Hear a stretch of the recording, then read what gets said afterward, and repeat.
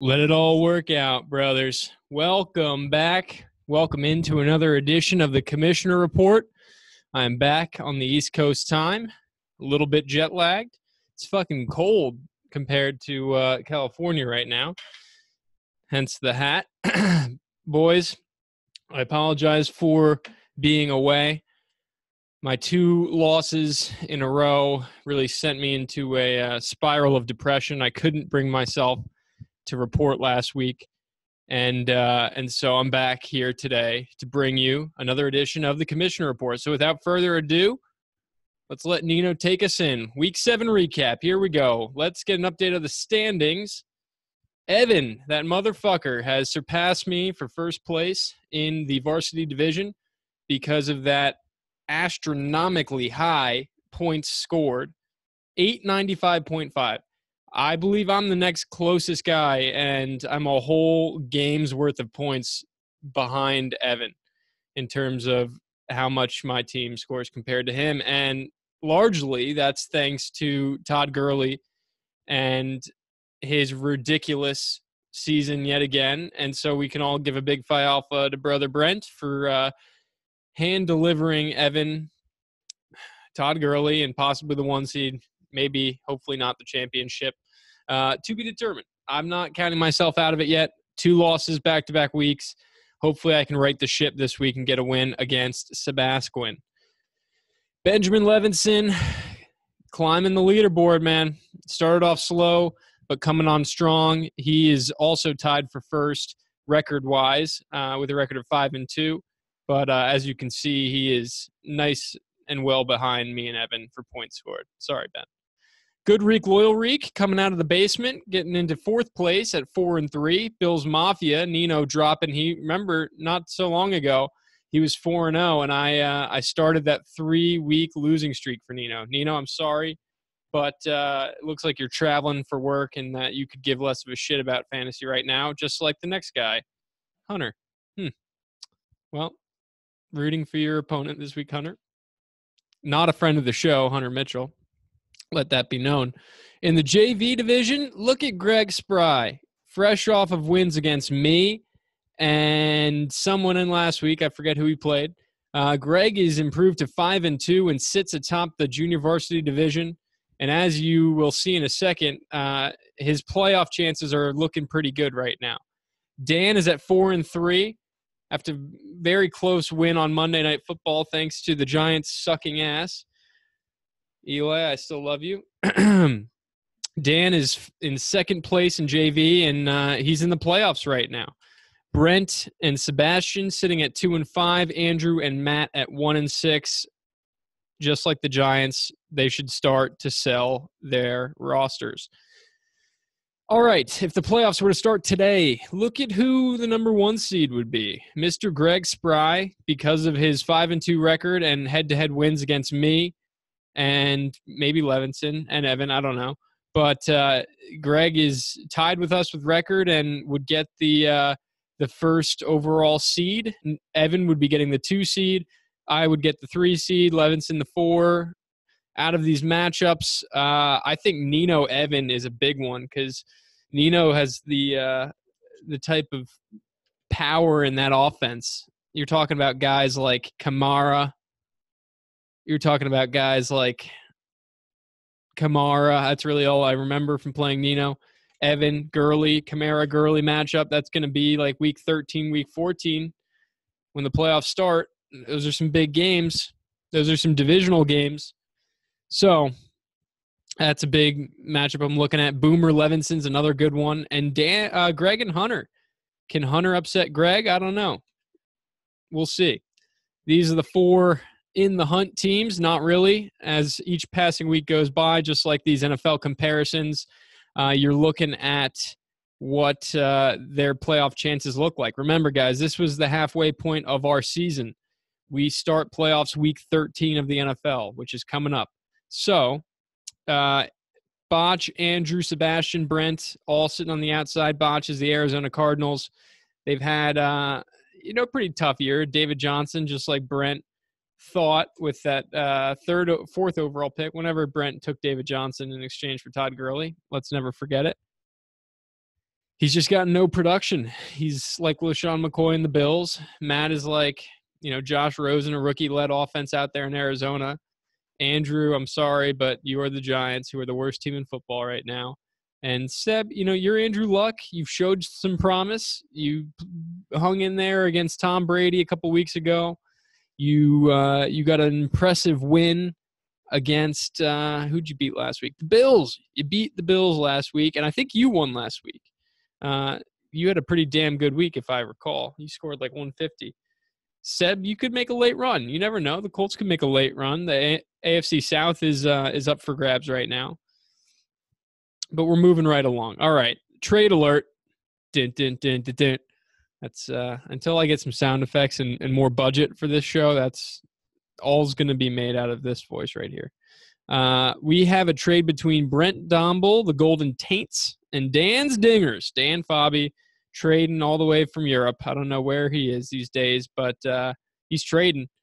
Dan will receive Jordan Howard, the 32nd overall running back from the Chicago Bears, as well as Allen Robinson, the 53rd ranked fantasy receiver right now, also from Chicago, in exchange for Keenan Allen, a player that Dan did not pick himself because he also fantasy drafted, much like Greg. However, Dan used to have an affinity to his LA players. Maybe Dan is moving into a new chapter and needs to part ways with these LA players, and especially Keenan Allen. He's not really produced very much this year.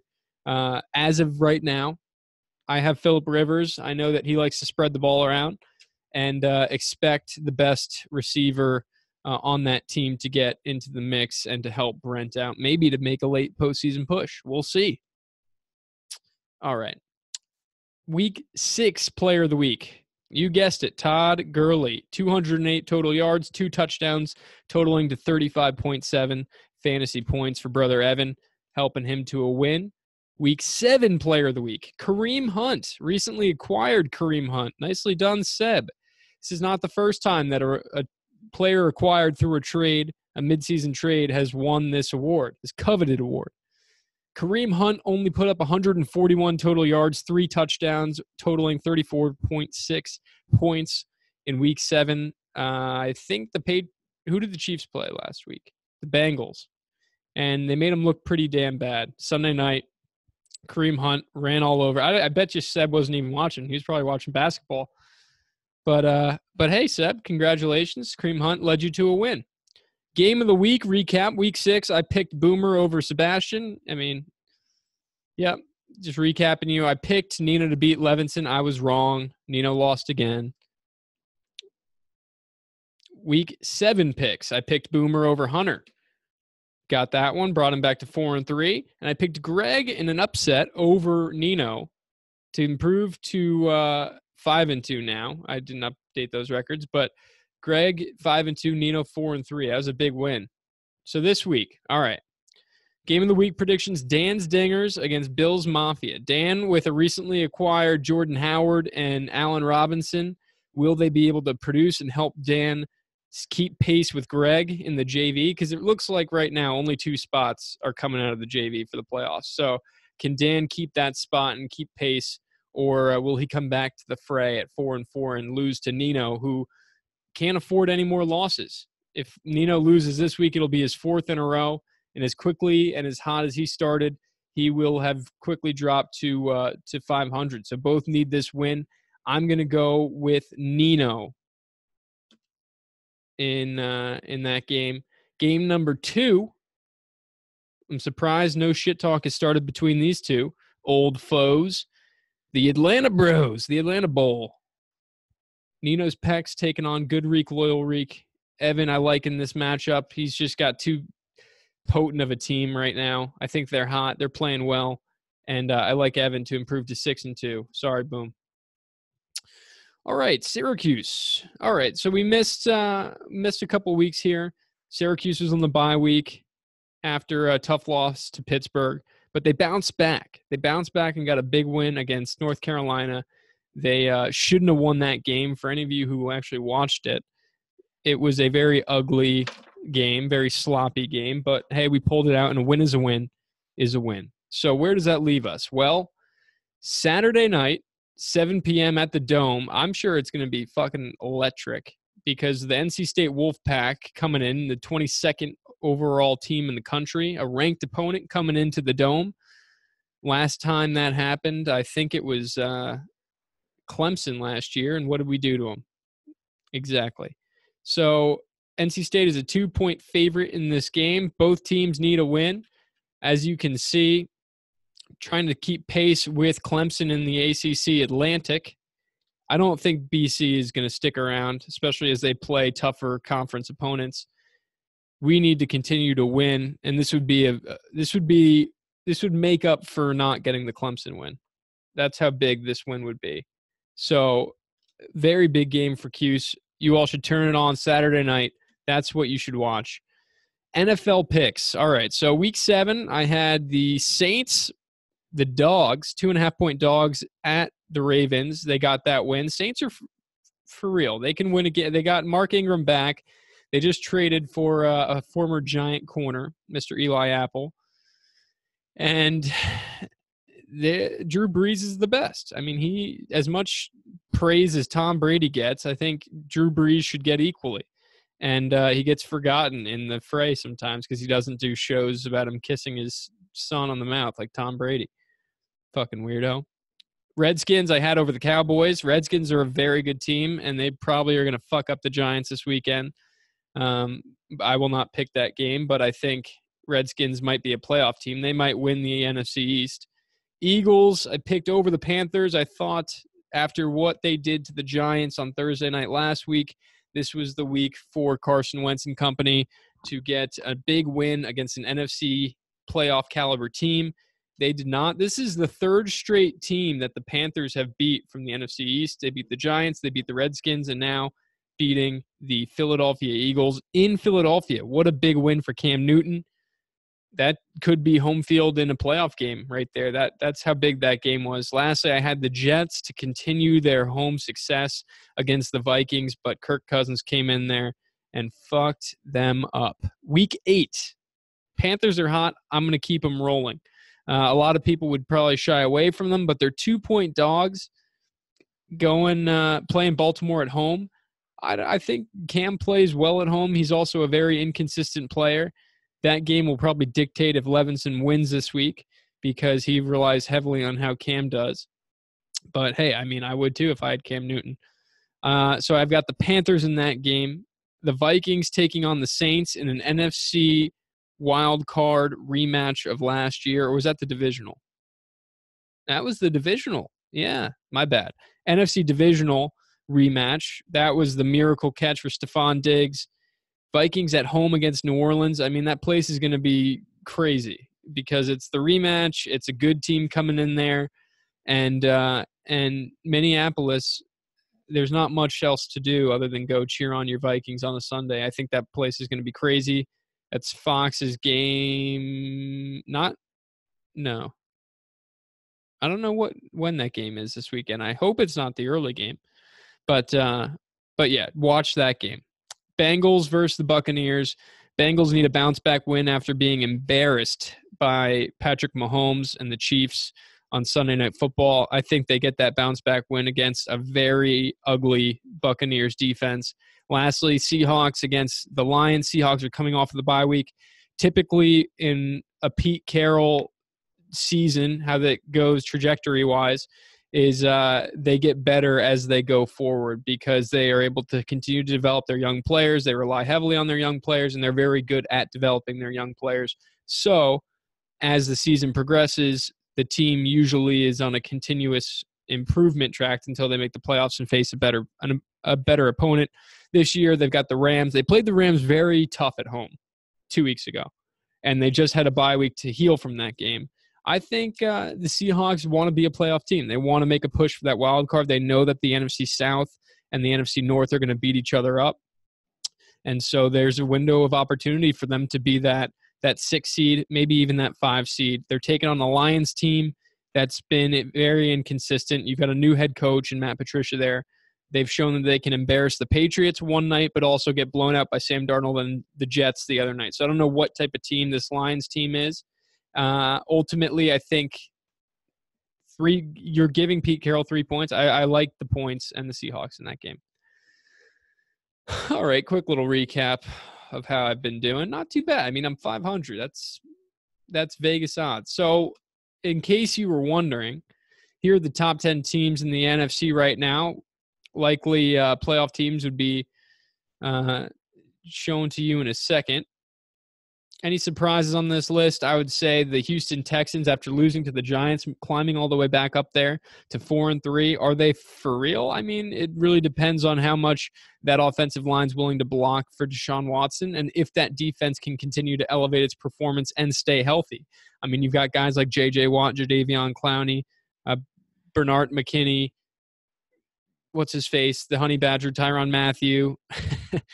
They are loaded on defense. Lamar Miller just started to do well. That's a big component of that Texans offense. And until he got going, they were pretty stagnant. They lost to the fucking Giants. Steelers are a very interesting team as they get Le'Veon Bell back. Will they continue to climb? Chargers just got a very big win against the Titans in London. No one knows what's going on with the Jags. And there you see the NFC. The NFC playoff predictions, if they were to start right now, the Rams 1 seed, obviously, Saints 2, Skins 3, Vikings 4. Wild cards would be the Packers and the Panthers. AFC, Chiefs would get the 1, Pats 2, Bengals 3, Texans 4, Ravens and Chargers rounding it out. But remember, the Patriots have a tiebreaker against the Chiefs if both teams happen to finish, let's say, 12-4, which I think could happen. The Patriots would have the home field advantage over the Chiefs. Turds of the week. Turd number 1. Eli Apple. All right. See you, Eli Apple. We've got a little song for you. It was early morning yesterday. It was hot before the dawn. I really have enjoyed my stay. Told we must be moving on.